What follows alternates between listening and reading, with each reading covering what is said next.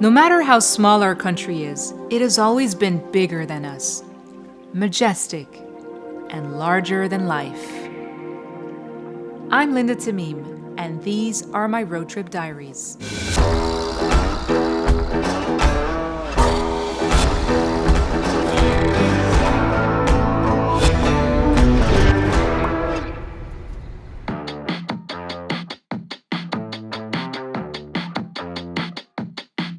My bedside table novel has always been On the Road by Kerouac. I wonder why? But the most inspiring book to me is, of course, The Prophet, hence my trip to the glorious mountains of Gibran.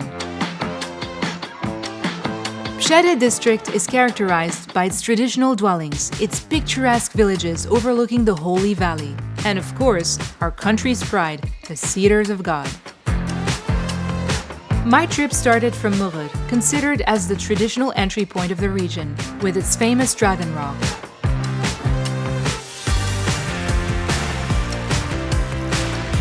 Then I reached Turza. At 700 meters above sea level, this town overlooks the breathtaking region of Wadi Qadisha, or the Valley of the Saints, a UNESCO World Heritage Site. The Qadisha Valley is an integral part of Lebanon's history, geography, culture, and nature. Several civilizations have settled in this part of the region throughout the centuries, and it's no wonder that its outstanding beauty inspired so many spiritual and literary figures.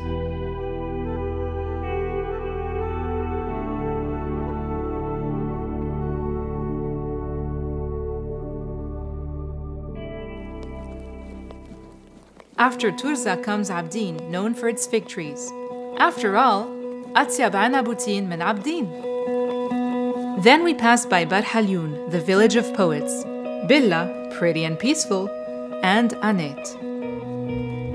Anet is a picturesque Lebanese village, characterized by old dwellings of the 19th century, decorated with tiled roofs and ornate vaults.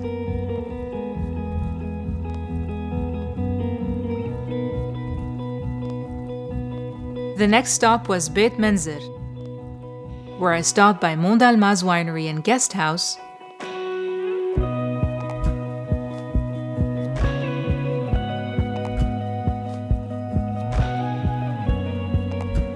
named after the medieval Delmaz cave that you can see from the estate, not far from the Malbec vineyards. I then drove through Naywer to get to Haddad al-Jibbi. This area is characterized by the perennial and eternal cedar forest that goes all the way to the Tanourin Reserve, as well as its parish church, Mar Daniel, built between 1110 and 1113 AD.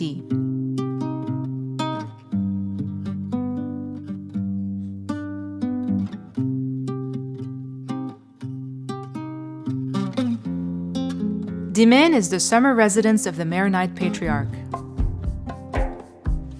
We took a walk to the famous Dibis Rock, named after Monseigneur Dibis, historian and bishop, who meditated and wrote from this strategic location perched over the valley.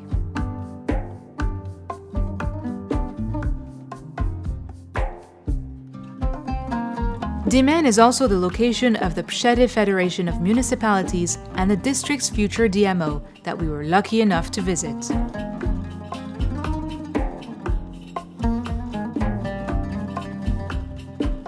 Hasroun deserves its nickname, the Rose of the Mountains. With its lovely streets, historic churches, and traditional dwellings.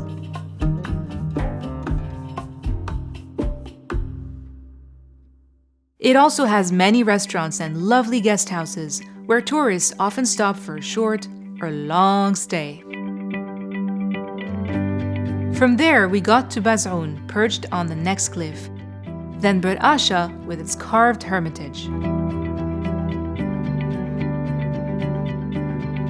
And Kakafra, the village of Charbel. Until today, it's still one of the highest inhabited villages of the Middle East, in both summer and winter. The highlight of my trip is Bcharreh, the hometown of Gibran Khalil Gibran and the perennial cedars. Some say its original name was Bcharreh, which stands for the first dwelling. Others say it was Bcharreh, the home of Ishtar, founded during the Phoenician era.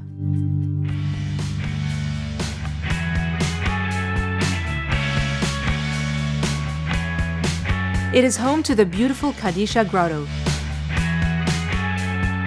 and the majestic Cedars of God, also a UNESCO World Heritage Site.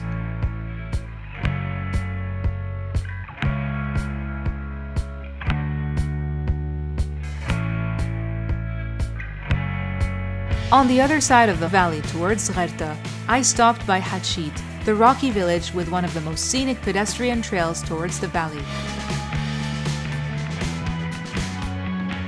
The last two villages on this side of the valley are Blauza, with its fruit orchards, and Ben, the ultimate stop before Haddad.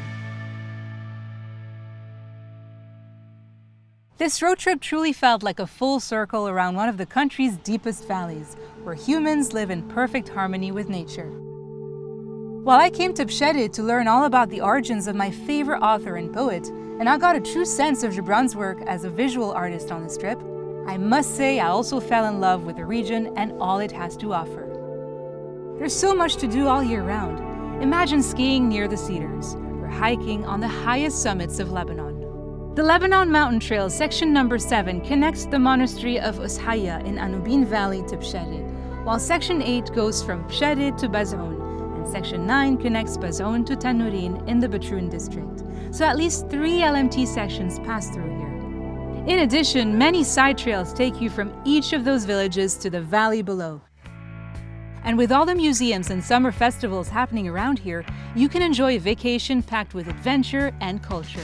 You can also experience local cuisine, maybe try the famous Darfia cheese and Rib al-Har if you're into spicy stuff. Wine and dine in traditional restaurants, chill in coffee shops with amazing views, and enjoy delicious street food and funky music. As for accommodation, you have so many options. You can camp and stargaze, or sleep in fancy hotels and luxury guest houses.